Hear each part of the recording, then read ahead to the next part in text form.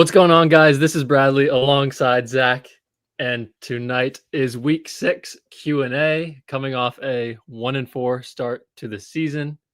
To our right, this is Justin, the Ravens Hub 2 on Instagram, guy that Zach and I have both known for a while on the Instagram community. How's it going, Justin? It's going great. I wish I could say that the Raven season is also going as great as I am, but you know what? We're here, and that's all we can do, right? Yeah, Yeah.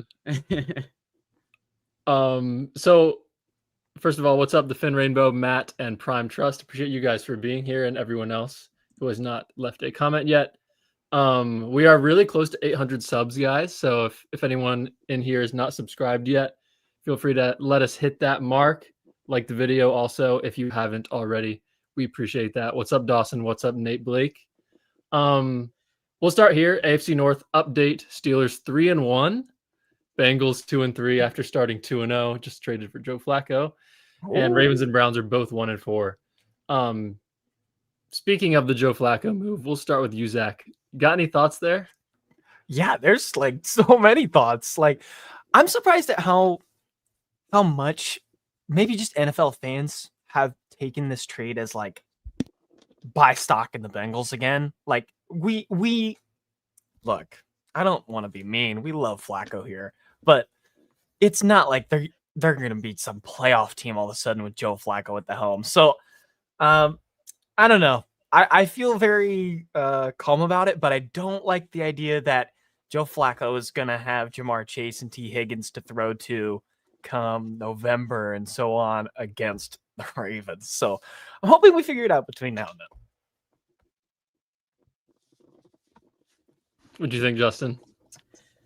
Like Zach, like you said, it's hard to really see this as like this is absolutely not a needle mover for the Bengals. I don't really see like how much of an upgrade this is over Jake Browning. And I mean, we just saw Flacco against this Ravens defense in week 2, and it's not like he was really doing anything. And I mean, we've seen this time before, like the Chiefs had their jump start against this Ravens defense. So if Flacco can't get anything against this Ravens defense, I'm not really sure he can get anything going in Cincy. Wow. Agreed. We have a new member in Dawson Hess. Thank you, Dawson, for becoming a member. Big trust.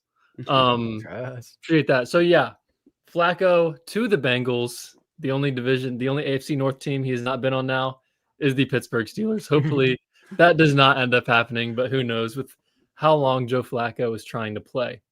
So obviously, guys, today a lot of big news coming out of Owings Mills. We'll start with the bit of a smaller news here as the Ravens sign CJ Gardner-Johnson from Houston. I guess not from Houston since he was a free agent, but spent 3 weeks in Houston this year. Guy that can play nickel, can play safeties, 5'11", 208, just 27 years old. 16 games last year with Philly, 116 tackles, 6 picks, and a pick 6. Interesting signing here. I feel like he's kind of one of those crash out guys. And, that's probably something the Ravens need right now. The first thing I thought when I saw, what's up, Carson, that the Ravens signed him was this is kind of like the Deontay Johnson move of last year. And we'll see if it ends up being like that, working out like that, or if it ends up working out for us. What are your thoughts on that move, Justin? Yeah, I think, honestly, I'm not really looking at this move from like a pure football standpoint. I think he does offer a little bit of versatility that you can get with this Ravens defense that we've desperately needed, especially since our Darius Washington had that injury, that unfortunate injury early on in the offseason. And I feel like the Ravens didn't really ever address that. I mean, they drafted Malachi Starks, but there wasn't really like a third safety. So I think Gardner-Johnson can come in and offer a little bit of flexibility on the back end. But what I'm really looking forward to here is I really want to bring some of that swagger back to this Ravens defense, because what we saw last week was a team that I feel like just essentially gave up, especially the defense. I mean, they were gassed, they were tired, they really didn't care. So what I want to see is if Gardner-Johnson comes up and is called up to the active roster. I want to see him play with him, Jair. I want to see some of the starters come back. I want to see them get back their physicality. I want to see them get back that swagger and play with a lot more aggression. And I think CJ Gardner-Johnson kind of offers that. Yeah, that's a good way to put it, as like a swagger signing, because Jair kind of brought it last week, as in, on that touchdown, that was the only real life you saw from the Ravens and the defense. So that felt good. Like, fight, put up a little fight, find the feisty Ravens that we're supposed to be. CJGJ fits that bill. The reason why he got let go from the Texans is still like muddy. Like it's, and it doesn't seem like it was for some like, oh, he wasn't a good team fit kind of thing. It was I'm pretty sure D'Amico Ryans was saying like, I just made I made the decision for the best of the team. It's like, whoa, what in the world could that even mean? But it might fit our bill right now. If it takes someone like that to get up in guys' grills and say, hey, you're not doing this right, get up in a Harbaugh grill or Zach Orr grill and say, why are you calling this or doing this type of thing? So I'm a fan of it. It's also kind of like, not even mentioning what the next move we're going to be talking about is, like, I would have been just happy with this as a Tuesday afternoon kind of random report that we get, and just being surprised by the Ravens' aggressiveness to still make this roster competent and trying to win games. Definitely agree with both of you guys there. And then obviously the bigger move of the day, Ravens trade Odafe Oweh to the Chargers in exchange for Alohi Gilman, safety, and a 2026 fifth-round pick. Ravens also sent a 2027 seventh-round pick.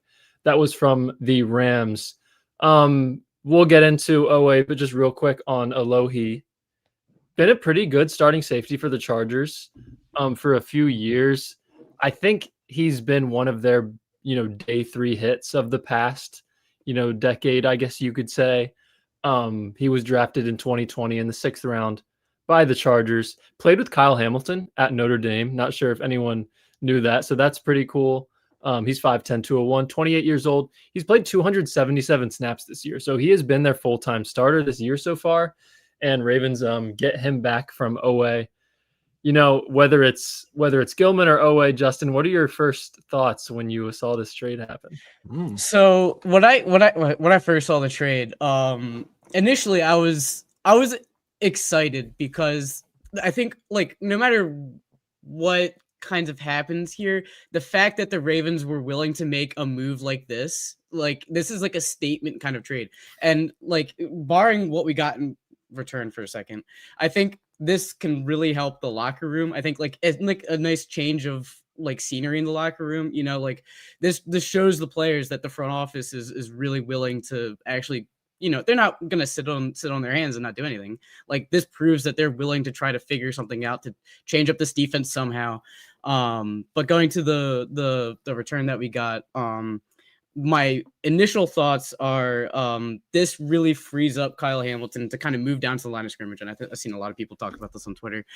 This is what, the change that we made last year when the defense was in a similar position early in the season, and they were just getting bombs away over and over and over again, and they just couldn't really generate much turnovers or anything. They moved Kyle Hamilton down to the box. They moved him down to the line of scrimmage. They put Ardarius Washington back there. Getting Alohi Gilman kind of allows you to have that freedom that you can put Kyle Hamilton wherever you want, and putting him closer to the line of scrimmage, putting him closer to the action, that gives you a higher increased percentage of getting turnovers. And I think that's exactly what this defense needs, because right now, I mean, like, what was the last time that this defense forced a turnover? Was it the Roquan Smith forced fumble against Cleveland?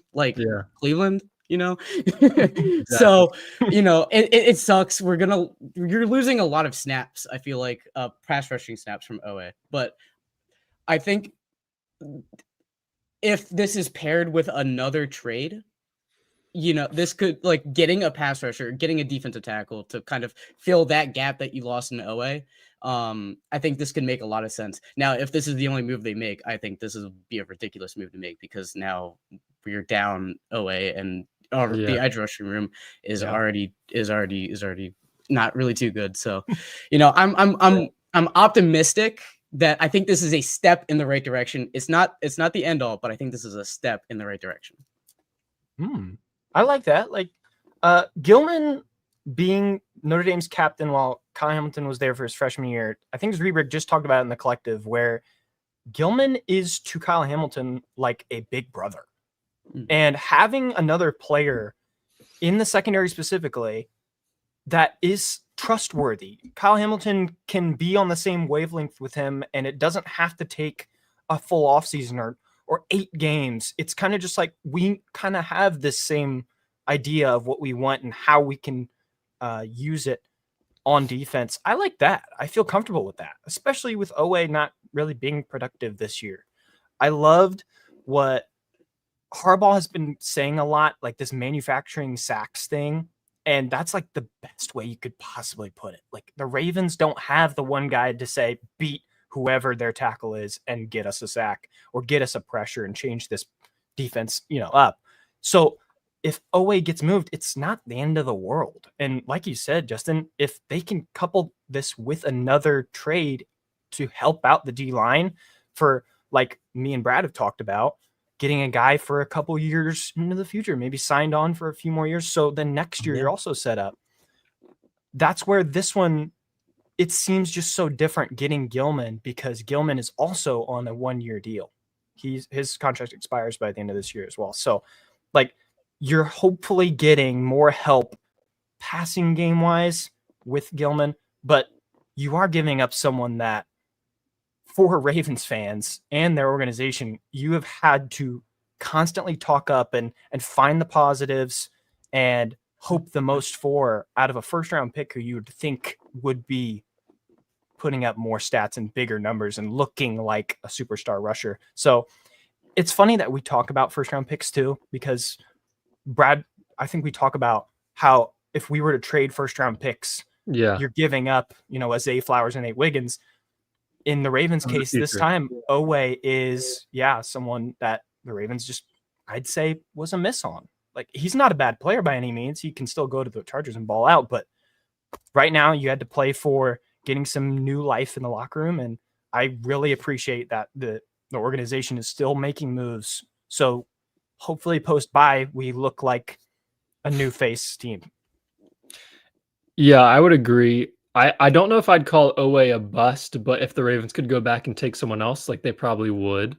He had the 10 sacks last year, and then there was all that talk this offseason about him bulking up and all that, and just really no production so far. I think he is like very, very high in terms of one-on-one. He's not getting double teamed very often, rushing the passer, and still not very much production out of him this year. Actually, no production out of him. 0 sacks so far. They freed up $8 million with this trade. Wow. He's also has not been good against the run, and for not being good against the run and being a average pass rusher, that's just not gonna really cut it. And like you guys said, they are really, really light on the D line and the edge spot now. As Purple Rain Podcast just comments, EDC is about to shock this fan base with a major trade. That would be pretty cool. And we talked about this, we got to be honest, guys. We're probably gonna be 1-5. If you make a trade, it cannot be they're here for 1 year. You know what I mean? You got to trade for someone who's under contract for the next 2, 3, 4 years if you're going to make a move. Because, and we're going to talk about this later, you look at the Ravens roster right now, 2026, there's not too many players on there. And we talked about it, I think 2 weeks ago, me and Zach. It's a little scary when you look at that. So that's something to think about as well. Any other thoughts on either of these two moves, guys? I want to pose something to Justin too, because Brad, I kind of know your feelings on this. I think Newt also in the chat was talking about a potential move for someone like Mark Andrews. I think the Ravens could still move on a couple of players. It wouldn't be the major trade Purple Rain Podcast is talking about that we're all hopeful for, but it would be a major trade as in another young guy and cornerstone of the team that has been here forever and contributed so much that we'd be moving on from for, I wouldn't say the best draft capital. Like, Justin, what do you think about moving on from Andrews? Like, I don't think it'd be for a defensive player. I don't think you could get that again, but maybe just some more capital towards getting a different star. Yeah, I think it's absolutely in the question, and I think or in the realm of possibility, I should say, that he does get moved because, you know, obviously, I think with Likely coming back now, we've kind of seen Andrews and Likely kind of share a little bit more of a tight end, like 1A, 1B kind of role this season, at least from what I've been noticing. So I think they really do like Likely, and there was the rumors and reports that came out before he had the injury that they were really trying to get an extension done before the season. So I think it would make a lot of sense for them to move on from Andrews. I don't know exactly how much money they would save by moving him now, but I would imagine it's a decent chunk of cap. So you could get some assets, get like any kind of draft capital you could. That could be trade currency, you know, that could be used to trade for a defensive player. I think it would have to be separate. I'm not sure you can do a 1-for-1 for Andrews and a defensive player. I just don't think that'll work out. But I think it would make a lot of sense. You know, you're looking at like Brad said, you know, like there's going to be a lot of guys that are not going to be on this team next season. So and there's a lot of free agents that you need to prioritize where exactly you want this franchise to go, and do you realistically think Mark Andrews is going to be in your plans for after the season? I think you get him out now, you get what you can, and try to acquire as much draft capital or assets and free up that cap space to give you the flexibility to make a big trade for a defensive lineman, edge rusher, whoever, some kind of impact player that could be the next, you know, cornerstone for the however many years. Yeah, trading Andrews would save $7 million. So yeah, getting rid of money. Yeah, getting rid of Oweh and Andrews together would save about 15, 13 if you factor in Gilman obviously coming over. So yeah, it's definitely interesting. I agree with you guys. Probably not expecting too high of a pick there, like maybe a 4th. Like I don't think you would really, maybe a 5th even. Like I don't think you'd get anything crazy. Yeah, I think at this point you would get a 4th round I think you'd get a 4th round as the highest that you possibly could. I would imagine a team that might like have like some tight end injuries, like under Jacksonville, just put range on IR. So that could be an opportunity. They just toppled the Chiefs, so that could very well be a destination if they're trying to keep winning. Andrews could be the option for them. And Purple Rain Podcast here said Mark Andrews and a 5th for Jeffrey Simmons, who says no. Like, I don't know. I think the Titans say no. You think they would? I mean, still, you get a tight end. Like, whenever Lamar had Mark Andrews playing at his peak, like, that was a total lift for the offense. And you saw Lamar continue to grow with at least having a super reliable target. Titans don't have anything like that. That's the only reason I would say that. And sure, they have Ridley. I think Okonkwo is good, but if they can upgrade to a Pro Bowl tight end for their young quarterback, that's not ridiculous. Maybe it's a little higher price than a 5th alongside it because I think Simmons is more than 1 year. But yeah, that seems to be the big name, I guess, with Ravens trade talks. Yeah. Yeah, and I think Simmons could absolutely be that kind of guy that you would want to make a trade for. I mean, you have him for however many years.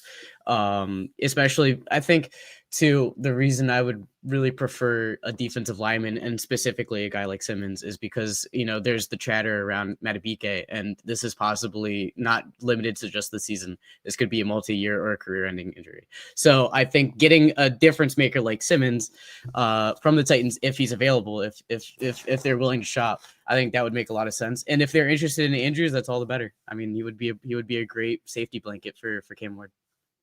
Would the Ravens take a guy who spits in your Ring of Honor guard's face though? Would we take? Honestly, at this point with this defense, I think you take anyone.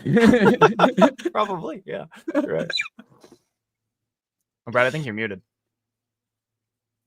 Yeah, it's funny because I saw some tweets about that, and a lot of people are saying what Zach just said, and then the contrary is we need that right now. Like Gardner-Johnson and Jeffrey Simmons. I mean, those two together right now would add a lot of life to this defense. In terms of these two guys, I mean, we could probably assume Gardner-Johnson will be activated shortly. I mean, he's definitely a starter in this league.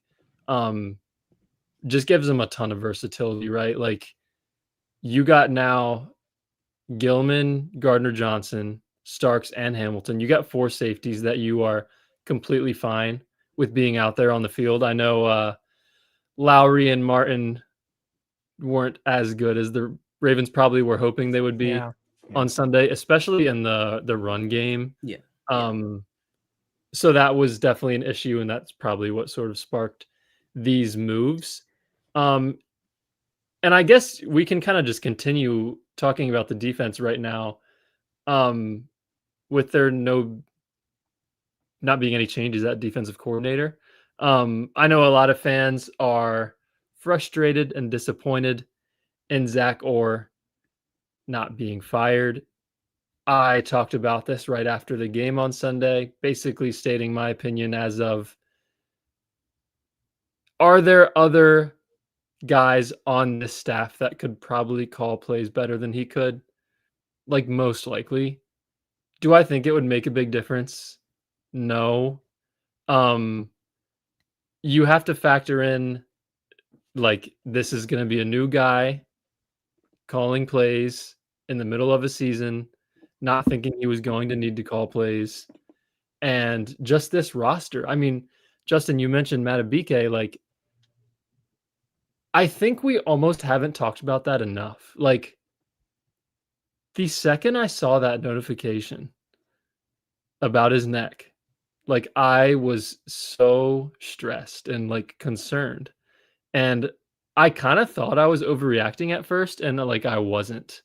And he ended up being out for the year, and he might need to retire. And I was very concerned to watch the Lions game because, you know, I really do not think Ravens fans thought he was as important as he was. And we obviously have seen what that has caused, and I think it's tough to deal with, along with all the other injuries. So what are your guys' thoughts on the defense as a whole, or, you know, Zach Orr continuing to be the defensive coordinator, at least for Sunday? Yeah, I can chime in real quick. I think on Zach Orr, I like the issue that I have at, like, I really want to see, especially this week, is I need to see some kind of change, because, like, we've been talking about this every single week. We give wide receivers like a country mile of separation pre-snap before they're even, you know, like, I don't like, it's like Zach Orr is so afraid of what happened. Zach Orr and this entire defensive staff is afraid of what happened last year with, you know, getting so many deep shots across the head that, you know, they're just like, let's just keep everything in front of them. Well, the issue with that is the defense is on the field for way too long because they just keep doing these dink and dunks. And now you see, we're kind of reaping what we sow here. I mean, we got all these players that are getting injured because they're on the field for too long. So what I want to see out of Zach Orr, and I think this is the week that he has to do this, is I need to see a lot more pressure. I need to see, like, I need to see something. I need to see press man. I need to see these corners actually play physical and aggressive, because right now they're just playing way too soft and they're playing way too conservative. And, you know, I would rather give up the occasional few deep shots. I mean, you've spent all these resources and you've spent all this money in the secondary. You might as well trust them, you know? So as far as Zach Orr goes, I would feel a lot more trust in Zach Orr heading into the bye week if we see something like that on Sunday, even if we lose against the Rams, which we probably will. The Rams are rocking and rolling this season. But I need to see some kind of improvement for me to feel at least a little bit confident. If I don't see that Sunday, most of my confidence is going to be gone.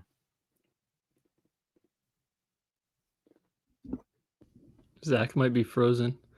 Yeah, I agree. Like, I mean, it is just tough with the injuries that they're dealing with, right? Like, I mean, especially, last week is just so tough. You're missing Roquan Marlon. I mean, you got 2 undrafted rookies playing, like, all game.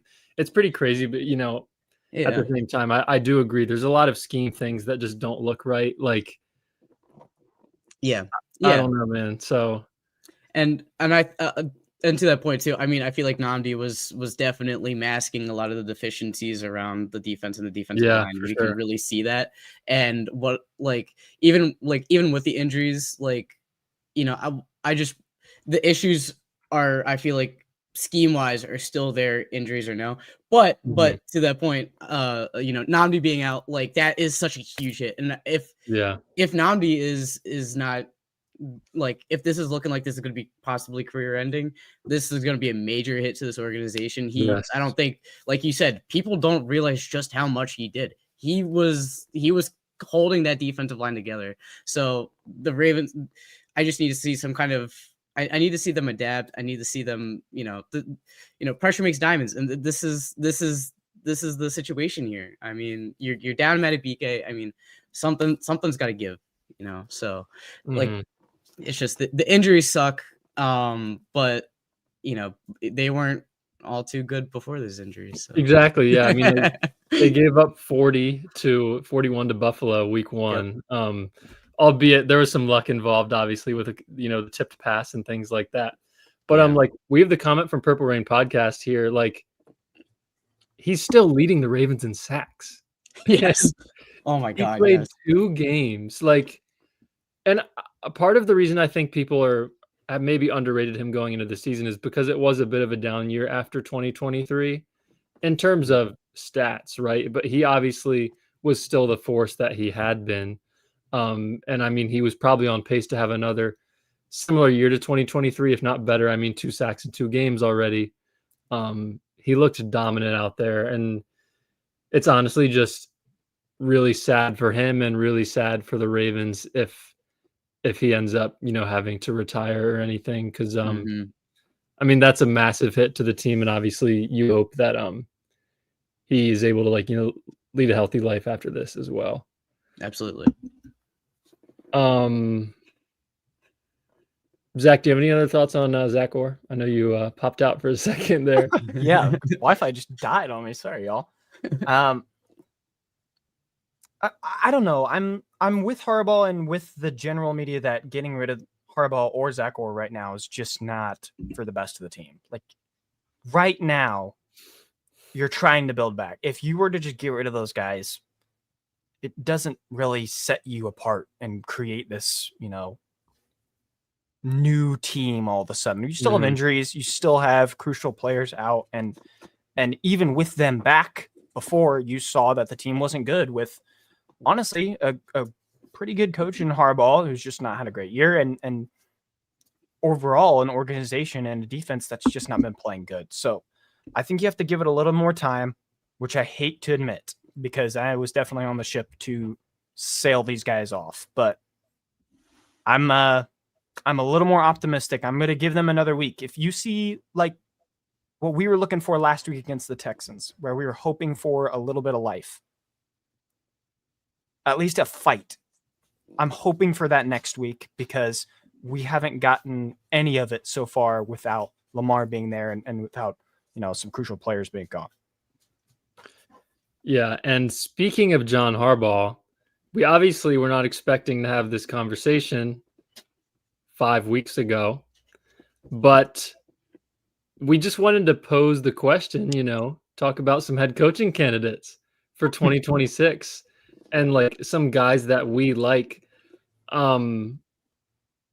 Zach, I'll let you take the floor first. Who are some guys you maybe think about if the Ravens move on from Harbaugh? Well, there's some college guys that I would consider because I think that they're just, some cream of the crop. And this is a opportunity for some coaches unlike any other. You're not going to get a quarterback, an all-time level quarterback in their prime. You're not going to get a few all-pro level players on the defense. Like this, like right when you start off, you're used to getting a new coach that's like, I'm being thrown into the fire right now and try and control it. So in this case, I've been looking at, I know Brad's high on Joe Brady. He might mention him. I love the thought of Dan Lanning being a defensive guy. I don't think he would come here, to be honest, but the opportunity is there given how insane of a chance this is for an NFL head coach. Another name that is just floating now, especially of last night, Anthony Campanelli with the Jags, defensive coordinator. He is forcing stupid amount of turnovers. I believe it is 14 right now. The Ravens have 2. I would just love some turnovers. He's kind of young. I think he's 40s. So I still think there's names out there. And I think Brad and I talked about this off camera about head coaching candidates. Yeah. If you go back, if you're just curious and go back to whenever the Ravens hired Harbaugh, the people they interviewed were like Brian Schottenheimer a long time ago, who is now the Cowboys head coach, Jason Garrett, Harbaugh, and like some other, I think Rex Ryan. Like for those 3 names besides Harbaugh, where did Harbaugh come from in that? Like, yeah. So I think that they're going to do so much diligence if they do decide to go with a new head coaching change. So we'll see what happens. And I don't know. There's interesting names. I just haven't had an obvious one yet. Is that weird? I don't know. No, I don't think that's weird at all. I think with the like head coaching candidates. Also, I want to say I appreciate all the love in the chat. Appreciate y'all. But I feel like the head coaching candidates, I feel like this offseason, at least for now, there hasn't really been any single one that has really jumped out to me. Like, this is the guy. But some names that I'm looking at are some also like the popular ones of coordinators in the NFL. Obviously, the biggest one is Jesse Minter in Los Angeles. I mean, he's doing a heck of a job with that defense, and he has been doing a heck of a job with that defense. I think that would kind of, we talk a lot about letting Mike Mack go. So if we can get like that defensive, I feel like it would make a lot of sense if we can get like some kind of defensive coach too, because I mean, this defense just needs a reset. So Minter would be a great option. I would absolutely, I think it would be interesting to at least interview Brian Flores. I mean, there was Miami didn't really go so hot in Miami, but he's doing some great work in Minnesota under KOC. That defense has consistently been very tough for offenses to play. So I would be really interested in going the defensive route. Those are my two candidates that I'm really looking for right now. I have had the opinion for about 5 or 6 years now that I think you just have an upper hand when you have an offensive-minded head coach. I've seen some people in the chat talking about, going for more of the leader type of guy. I think the Ravens have kind of just done that for the past 17 years. That's true. Mike McDonald is sort of a defensive mastermind, which that would sort of be Jesse Minter, right? Yeah. And you can look at it two ways, because I've sort of gone back and forth with this. You could look at it as you hire a Jesse Minter to, bring back a good defense, a great defensive mind, and then you just assume that the offense is going to be top 5 no matter what because you have Lamar. So like you could look at it that way and bring in a great defensive coach. But I still would just rather have an offensive coach who's calling the plays. You look at the Sean McVays, the Matt LaFleurs, the Kyle Shanahan. We saw what he did last Thursday night. Andy Reid, obviously. I would just love for Lamar to have a head coach who is like talking to him on the sideline during a timeout, in between quarters, in between, plays, someone's injured, like with the play sheet.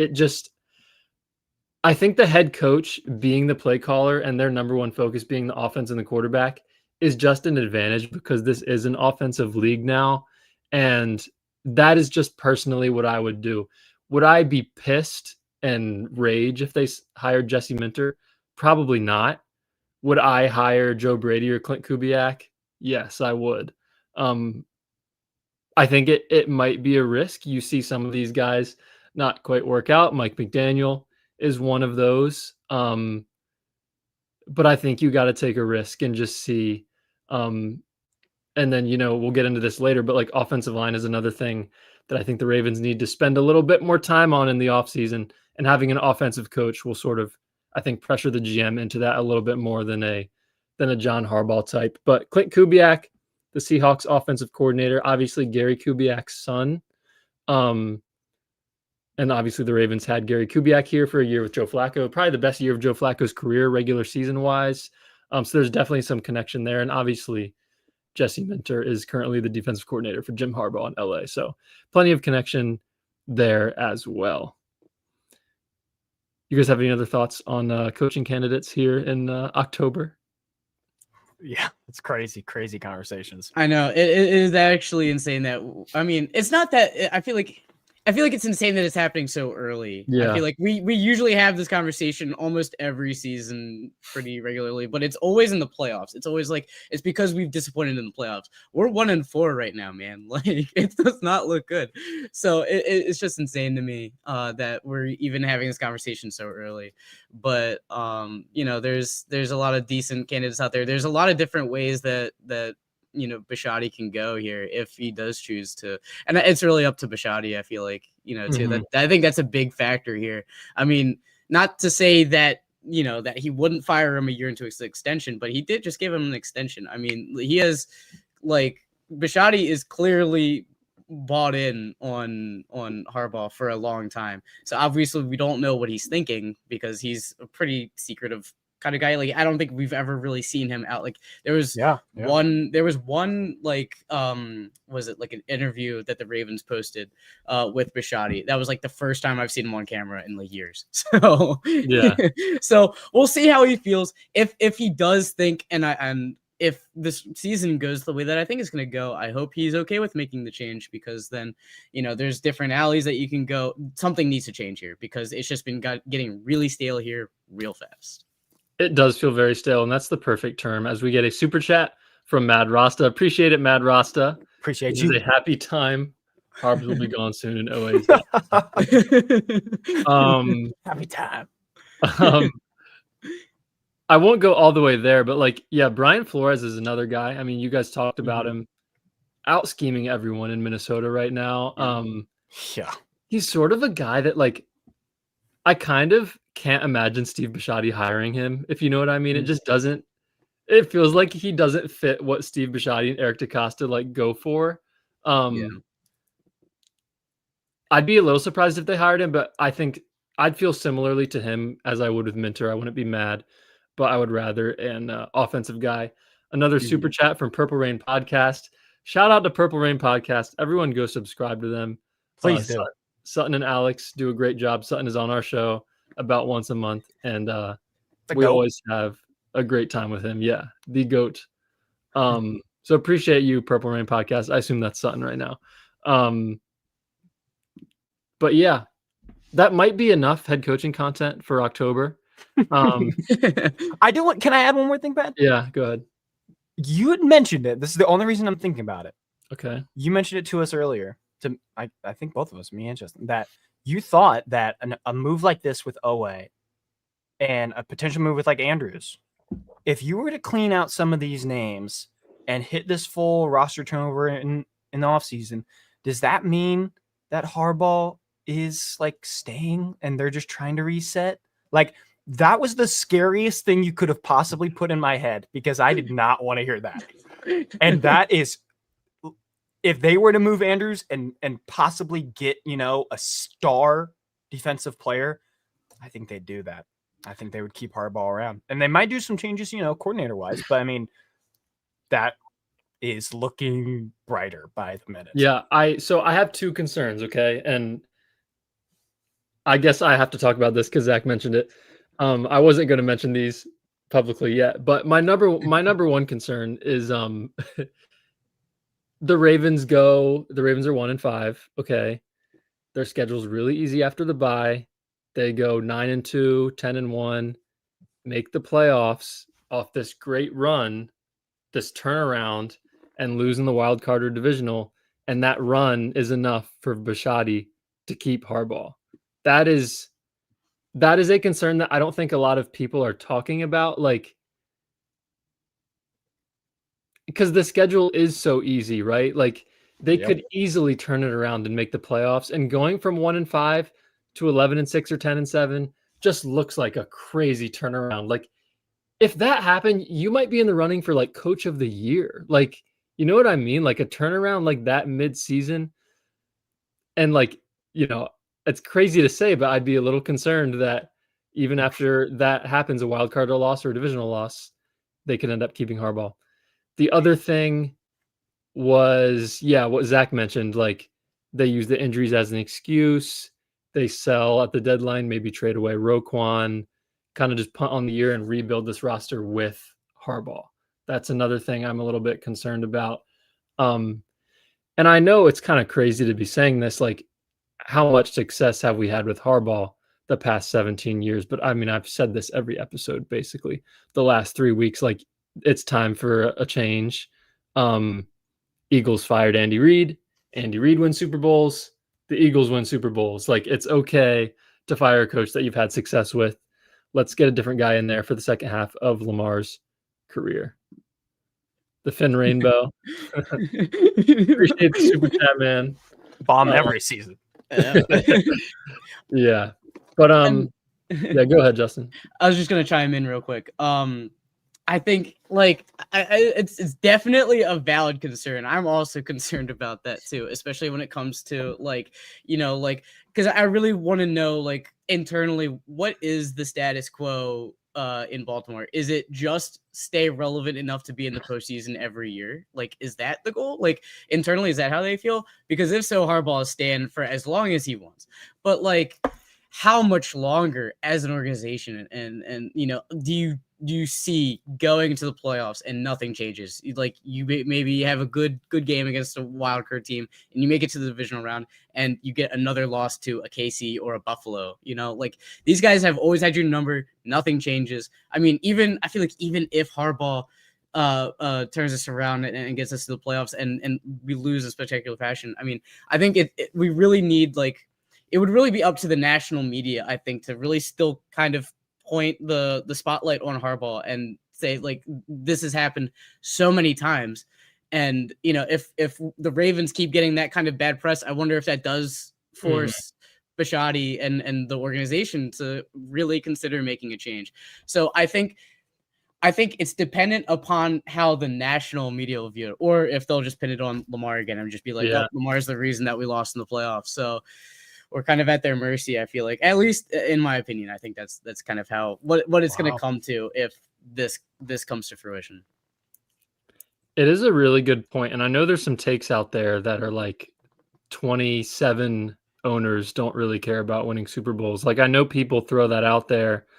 I think Bisciotti's one of the owners that cares about winning Super Bowls, but we're probably going to find out this offseason. True. And that's a great point from Justin. I don't know, man. We'll see. If there's another playoff loss, even if let's say the Ravens go 10-7, they're a 6 or a 7 seed, and they win 2 playoff games and they lose in the AFC Championship, I think there's no chance they fire Harbaugh. But I still would move on. I just think that it's just time. No matter what happens, I think it's time. Yep. And back to what I was saying before, I mean, it just gets stale. I mean, how much longer can Ravens fans, keep this going too? I mean, I feel like a lot of the power is also in the Ravens fans. I mean, I was at the game last week when we got blown out by the Texans. Terrible. 50% of the stadium was gone by halftime. Third quarter started, 50% of that entire stadium was gone. It was insane. So, the fans, I feel like fans are we have a very passionate fan base and we have a very loud fan base, I feel like. So, it really does. I feel like we have at least some of the power too, as a whole collective. So we'll see what we're kind of like a vocal minority here, online. I know there's online Ravens fans and then there's, Ravens fans in general that just go to the games. So we'll see how much longer the general, population of Ravens fans just can stand this. True. Yeah. Super chat from Splorf. Look at Justin, man. So inspirational. We appreciate it. We appreciate the super chat so much. Justin getting a lot of love. Yeah, I try. Fans are out. Oh yeah.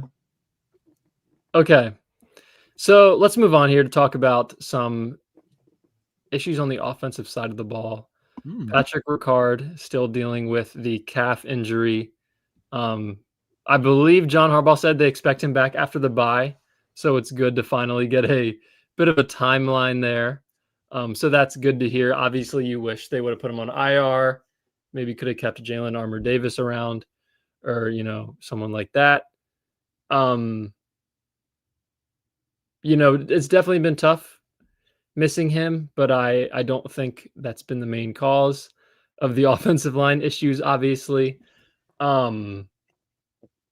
This is something that has frustrated me a lot, basically since 2021, is just not fully addressing the O-line as much as I would like. Zach, we talked about this after the game. End of season Q&A pod. We did it the day after the Super Bowl. We talked about guards for like 10 minutes. Why the Ravens need more guards. And they didn't. I mean, they drafted Emory Jones in the 3rd round, and he just started practicing. So did not do what we would have liked them to do at guard. With that said, they got some guys on the 53 other than Voorhees and Falele, and I do think it's time to try out some new guys. I mean, at this point, you just have to. There's been no run game for multiple weeks now. What do you think, Zach? Yeah, it's just such a bummer for Ricard. Matt Rouse is saying Ricard might not come back. I think he will come back. It just feels like it's going to be too late, though. Like, I don't think there's any injury besides Lamar that makes me think that this team can turn it around, like, if they come back. Everything that was being shown before all of the injury full avalanche happened was this team is not looking good. So why, if their returns would be this big of a deal, I don't know. So they would really have to show us as fans too before we start kind of playing this chord about, hey, if Ricard comes back or, we get this big help this week, maybe we're a different team. And I hope these new moves also, add to the blood of the locker room and hope that, the whole vibe gets turned upside down and maybe some guys get knocked on their butt thinking, oh yeah, I do have to play for a roster spot still. Like, we're trying to be a competitive team. It's just we don't have the stars that usually would be making those plays. And Ricard is a big issue for that. Like, and to go by your point, Brad, like, holy crap.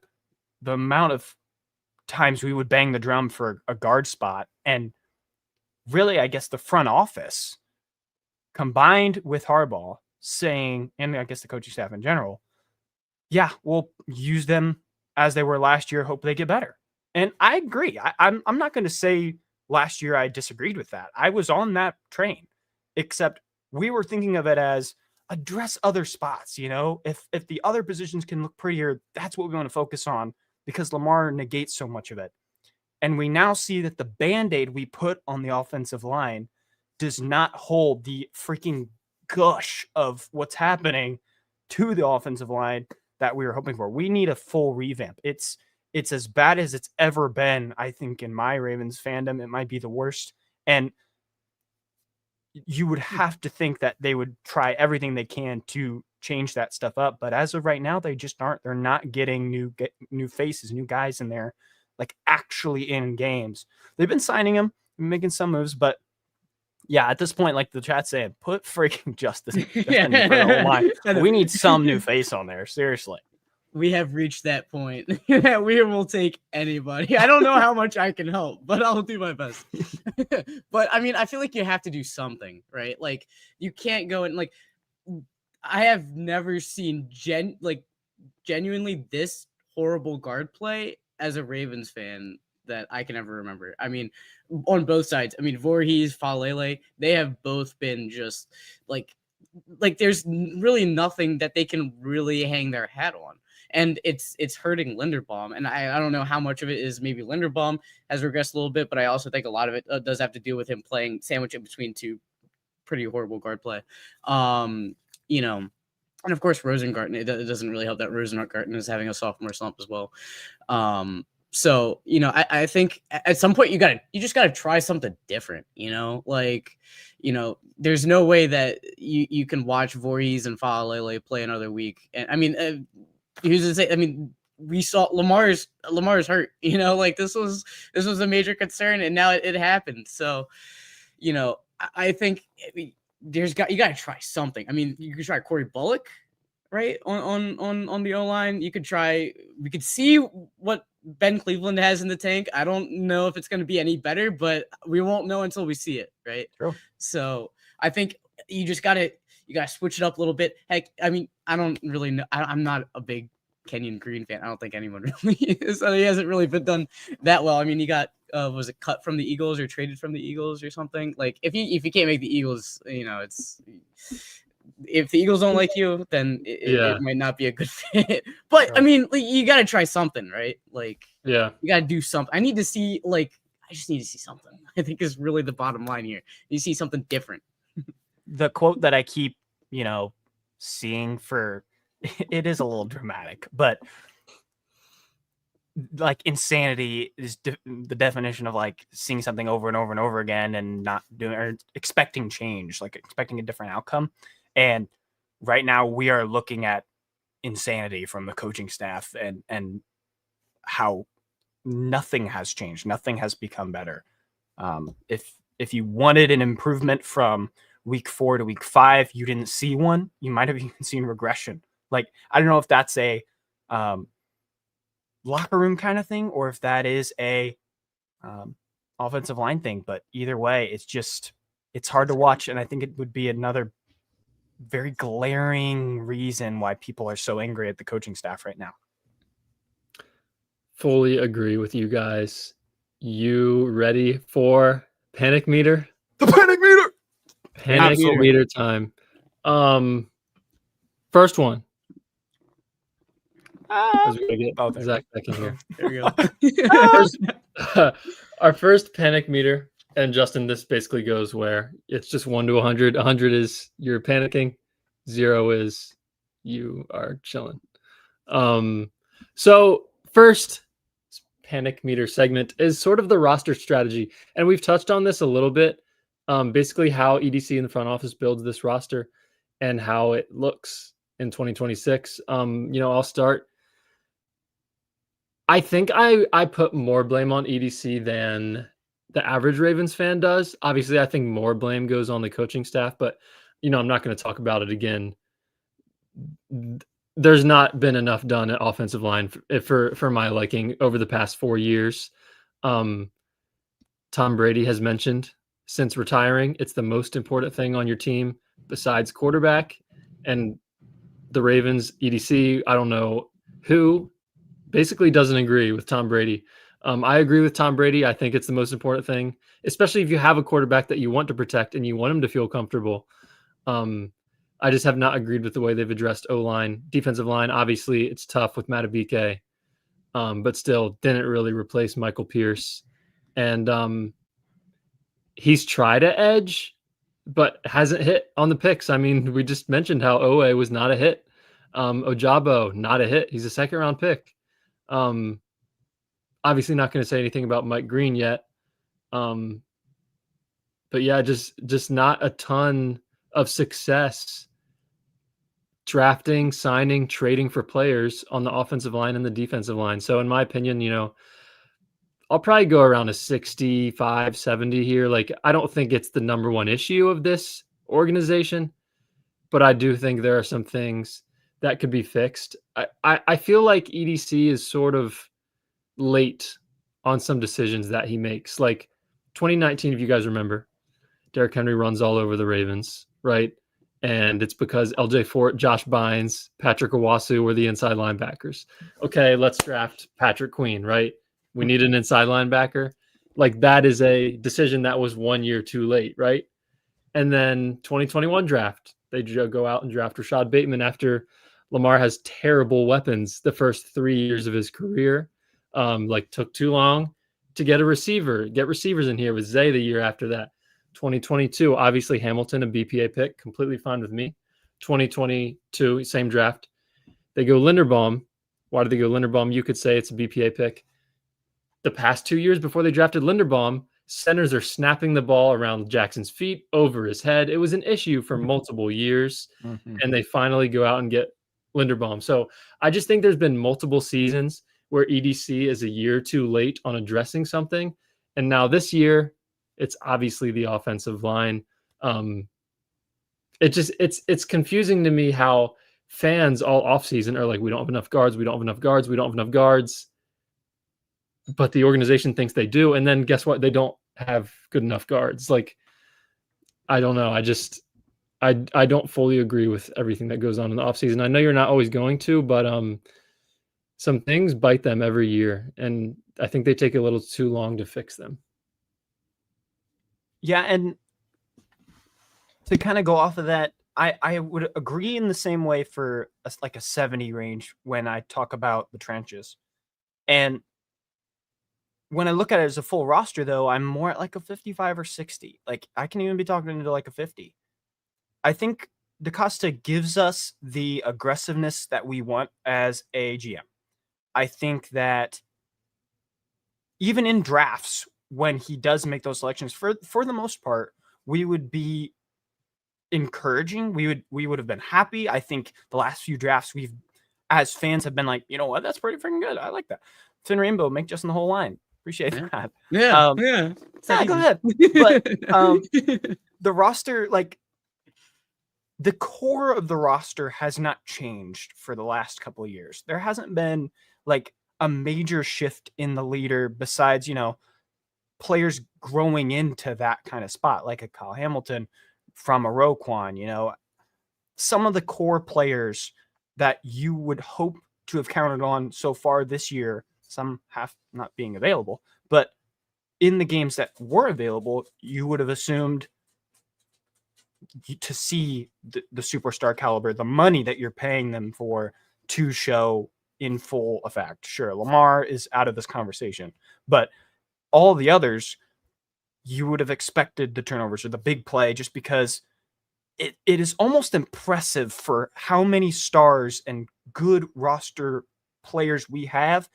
to have as little production in the sack game, to have as little turnovers as we do. Sometimes the ball just gets batted up in the air and you catch it. Sometimes the quarterback falls over and you sack him.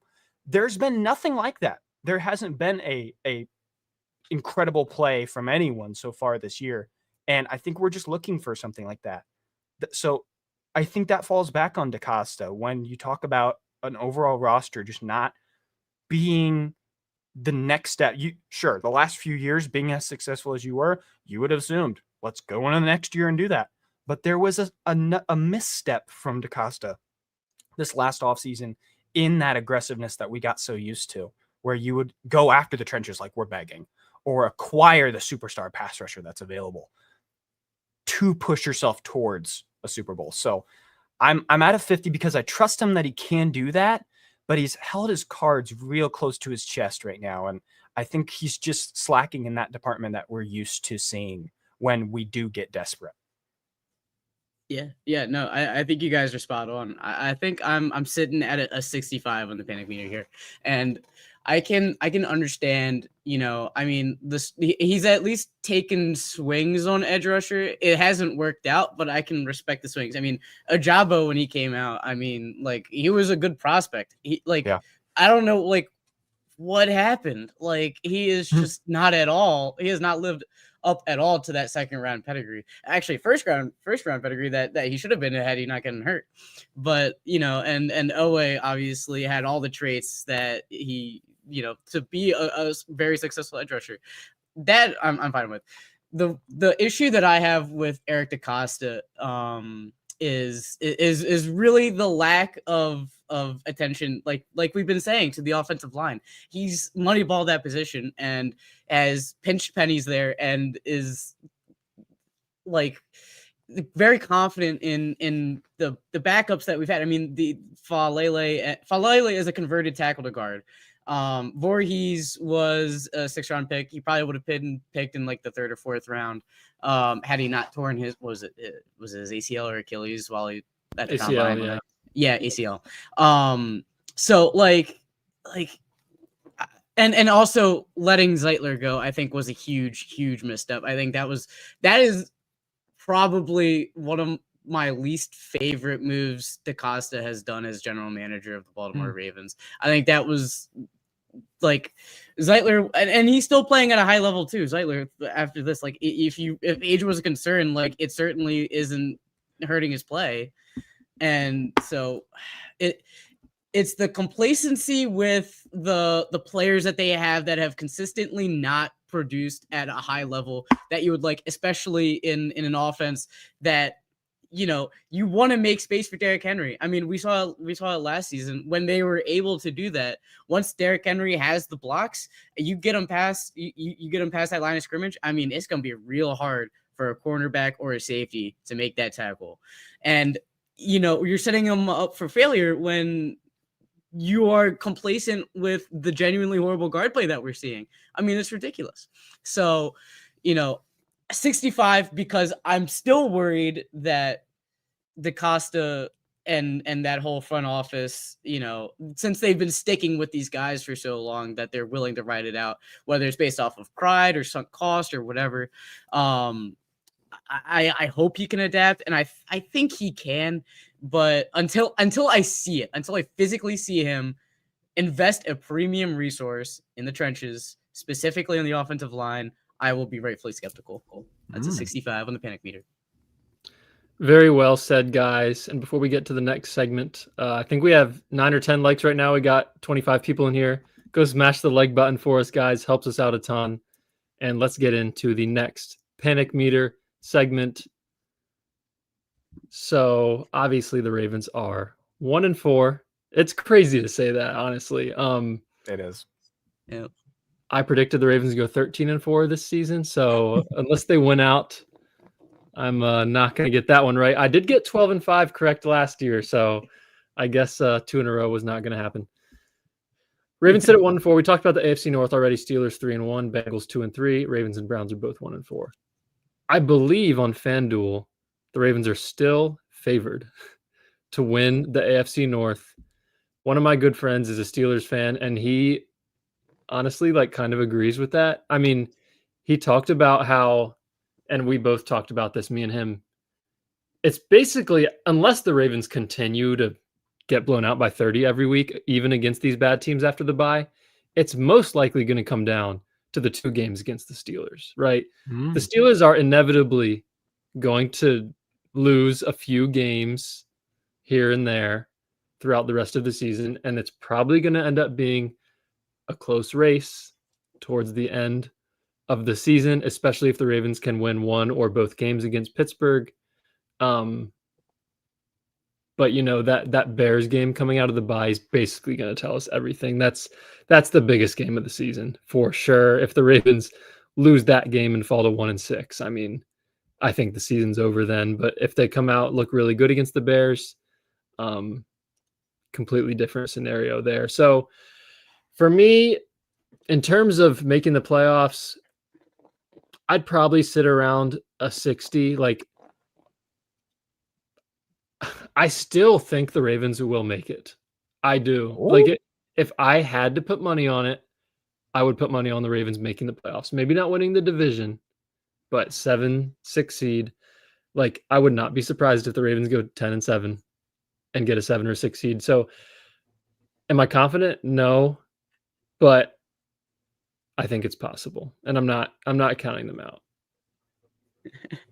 Yeah, I think I would agree. I think the schedule, like we've mentioned before, I mean, it really opens up, you know, after this bye week. I mean, we're going to be playing a lot of poor teams or really bad teams. Yes, exactly. I mean, we're going to play the Dolphins on Thursday night in one of these games, and they haven't really looked all that great. So, you know, if we lose to the Dolphins, then that tells me all I need to know about this team. But I still think, and I think what we've seen too, especially last night with the Jags-Chiefs game, I think that really does show us that the AFC is still wide open. You know, the undefeated Bills lost, and they, you know, despite their record, they haven't really looked all too great. I'm not they're definitely one of the better teams in the AFC, obviously, but how far is that gap between some of these teams in the AFC? I feel like the conference as a whole is wide open, and if if they make the changes that we've kind of been talking about here, they make the trade for a defensive lineman or an edge rusher, some kind of impact player. They get some of their guys back from injury. They make some changes, like scheme wise. I do think that they can pull a run at the end of the season, and we've witnessed this before with the Steelers and Mike Tomlin. Pretty consistently, they have an end of season collapse. So we'll see if that happens again this season. All signs, kind of point to it if we're looking back at history. So, like you said, Brett, it really could come down to the Steelers games, and I think it's crazy because I feel like we're so down on this team because they just got whooped last week. So if they can come back and have the mental resilience after this bye week, like you said, Brett, after this bye week, we'll know the answer to that for sure. I've seen the Ravens have come back from stuff like this before. Maybe not as bad as it is now, but this is a real test. And I think with the AFC being wide open, it's very possible the Ravens still make the playoffs. I'll put a 50 on the panic meter here. Ooh. I think it's funny that FanDuel trusts us that much and trusts the Steelers that little. That's the best part about those stats, by the way. Like they can't even give the Steelers a little they honestly look pretty good, but it is just this constant collapse they have that tends to bite them. And I'm gonna go against FanDuel. I don't think the Ravens can win this division right now. I think the Steelers tend to pull off some of those games still.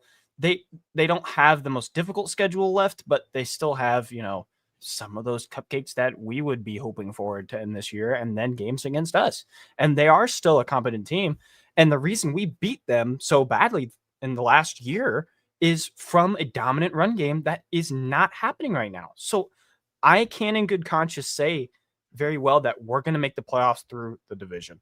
I think it would have to be the wild card thing.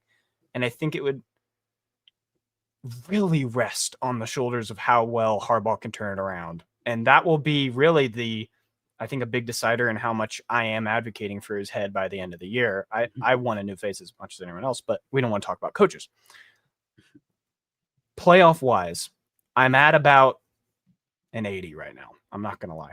I'm high. Brad said I would consider a hot take right now. I think our Ravens, even if we were to come back from this bye on a streak, we're going to be 1-5 against the Bears. And the Bears are a good team, and that's an offense you don't want to see against a struggling defense that's getting these pieces back, trying to build it together, and then so on. There's still a couple of teams that can hang around. And even if it all were this perfect situation after the bye, I said it before, I'm not bought in that this team is going to look like the old Ravens again of the last couple of years. You have to show us, and maybe with a big move, in the bye week to acquire some really talented player. But my playoff chances are looking very dim. I think we maybe have, I don't know if it's a ceiling. I don't know if it's technically a ceiling of 7 wins. A ceiling no, of floor. Okay. Floor maybe? Is that right? Know I don't know. I don't know. I think that we are most likely going to lose more games than that just by how bad we look right now. I can't say that we're going to turn it around very confidently, right? So this is the first time I am just dumbfounded by the schematics and players of this team just not meshing even a little bit. So I'm going 80. High panic. I just have the opinion of basically everyone besides Matabike.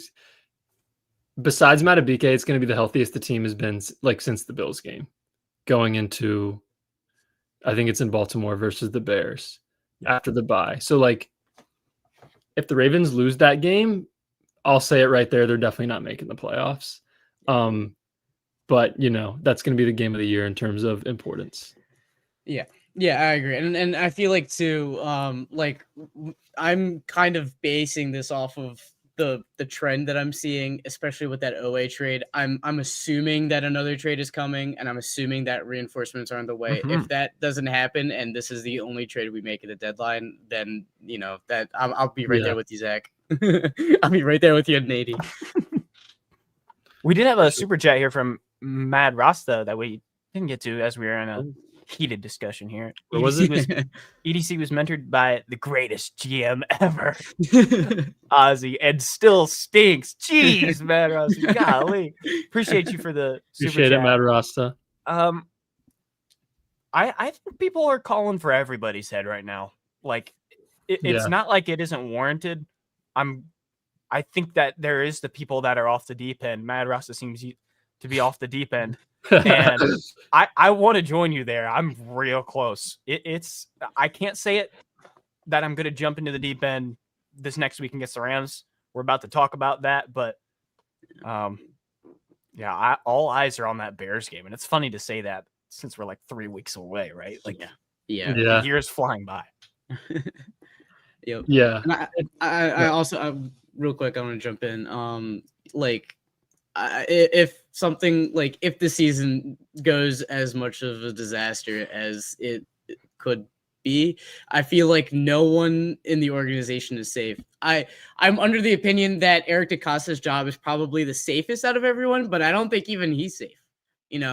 John Harbaugh would easily be the first head to go, I feel like, but I wouldn't be surprised if we see some sweeping changes if the Ravens miss the playoffs. Because this would be an absolute nightmare. Yes, exactly.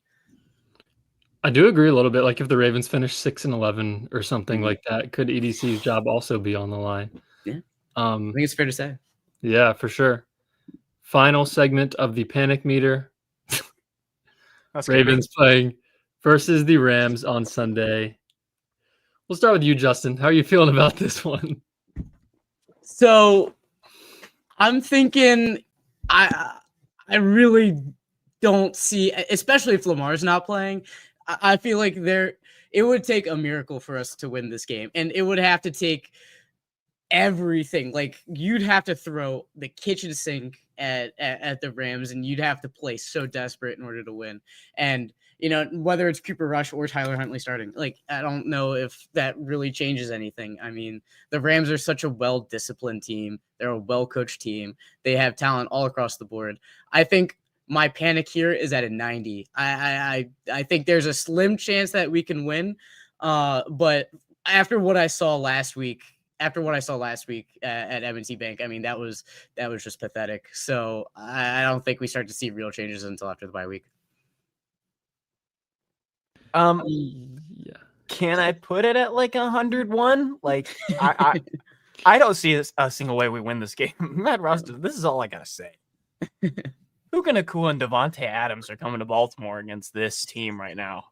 This is what nightmares are made of. Like, yeah.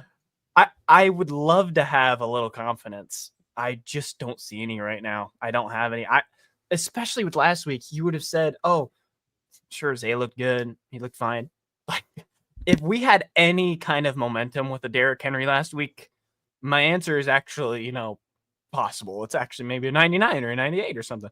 But there was nothing, and I think that we're gonna need like a totally different looking team this coming week, to have any chance. Like the spread, I think, is -7.5. Like it's still betting on Harbaugh being able to corral this group. And I'm not saying that's out of the picture, but I think you're just down on your luck right now. I think the only people you can get back are Kyle Hamilton, maybe Ronnie. And everyone else seems slated to be week 8. So I'm gonna say 100. Yeah, in terms of like panicking about this game, it's low just because we're not expecting them to win it. But if you were to ask me like panic meter about the Ravens winning or losing this game, it's like a 99. Like there's no way. Like I guess I shouldn't say that. Like I think I would be shocked if the Ravens win. Yeah, you'd be shocked. What? Absolutely. I mean, absolutely.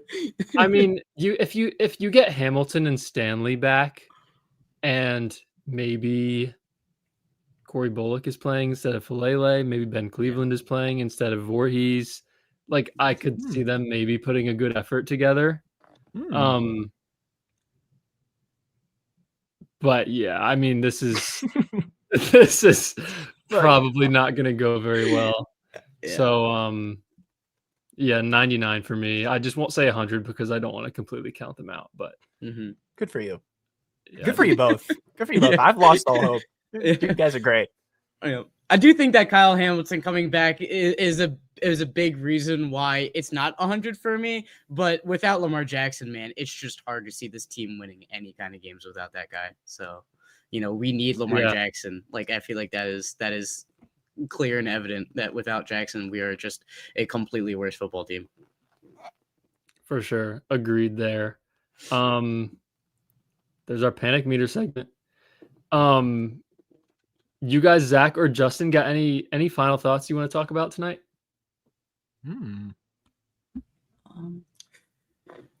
I think I'm not ready, and you kind of heard me talk about this throughout the episode. But I'm not ready to completely give up on the Ravens season yet. I think there's still reason for optimism. Obviously it is really beneficial for us that the AFC is as wide open as it is right now.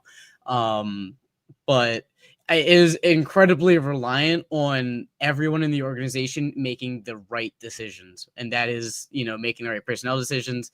If it's completely bad next week, I mean, you have to really consider making a change at defensive coordinator, just to get something going.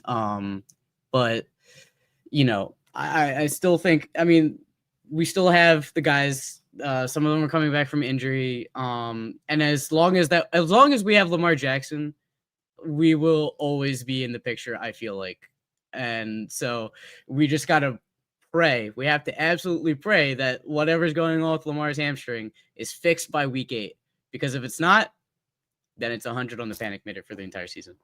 Little end cap there for the panic meter. Everyone I think Matt Russell just asked, will Zach Orr be a head coach? I don't know if that was just a little rage bait there because everyone said no pretty quickly. Heck no, at Matt Russell, heck no. Great end to the night, I guess. I will say about Zach Orr, if Harbaugh ends up getting fired, even if he doesn't, Zach Orr will probably go to Seattle. Mike McDonald really wanted him to come with him, and Orr decided to stay in Baltimore to call plays because he wouldn't be calling plays in Seattle. So, Orr most likely next year will be a non-play calling defensive coordinator in Seattle, or at least on that staff. And you could see him work his way up a few years after that. So there is a chance, right? He's still really, really young and doesn't have much experience. Justin, really good point. Really good final point. You guys got to look back at Lamar in 2021. The Ravens roster was obliterated, and they were 8-3 in December. That's all you got to know. And he's obviously a much better player than he even was then. So I think if the defense can, be 27th instead of 32nd, oh my God, that's all I'm asking.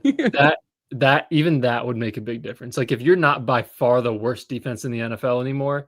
And I think if you switch some things up on the interior offensive line, I could see them going on a little bit of a run after the bye. So I do agree with that about the season possibly not being over. And you never know, maybe we see Jeffrey Simmons in a Ravens uniform within the next month. It's time for some shout outs, Zach. Yes. Yeah, we had a ton of people in the chat tonight. It's going to take me forever this is going to take me 10 minutes. The Finn Rainbow, Matt, Prime Trust, Dawson, Zach, just start shouting out people too. Nate Blake, Kwame Prime, Splorf, Nick, Mad Rasta, Ace, Nicole, Newt. Carson was in here. Dawson became a member. Dominic, that was big. Shout out. I appreciate you all for the super chats. I had a lot of super chats tonight. Dominique. I think we got everyone. If we didn't, we apologize. And we do have. Oh, sorry. We do have a new Discord. By the way, you guys should join. We're gonna be talking ball in there. A lot of the guys in the chat. Appreciate you all for being in there too. And now notifications for whenever we go live. Talking, just talking ball, talking Ravens ball, trying to get a little more sympathy. This was a therapy session for us three. Justin, we talked about this. This is gonna be a little airing of the grievances, and it's kind of like that 24/7 in the Discord. So we'd appreciate you guys all being there. It'll be in the description. Shout out Finn Rainbow, a little cap here. Don't forget to shout out Justin. Justin, thank you so much for being on. You can find him at the Ravens Hub 2 on Instagram. And you on Twitter or anything else, Justin? Anything else? Yeah, I'm on Twitter at Hub Ravens. It's just flipped around. Boom. Sounds good. Yeah, Justin's Instagram is in our description. We'll put his Twitter in there as well right after we end this. Justin, appreciate you for spending almost 90 minutes with us. Obviously, was a fun time. Really appreciate you for coming on. I appreciate you guys having me on. It's always a blast being on here. Awesome, man. We really appreciate you for coming on. Everyone, make sure to like the video, hit the subscribe button. I believe we hit 800 subscribers tonight, Zach. It's at 801 right now, so appreciate you guys for getting us to 800 subs. If anyone wants to try to help us get to 900 and isn't currently subscribed right now, feel free to hit that as well. We really, really appreciate you guys. We'll be back later this week with a recorded episode on a Rams preview, if anyone's interested in that.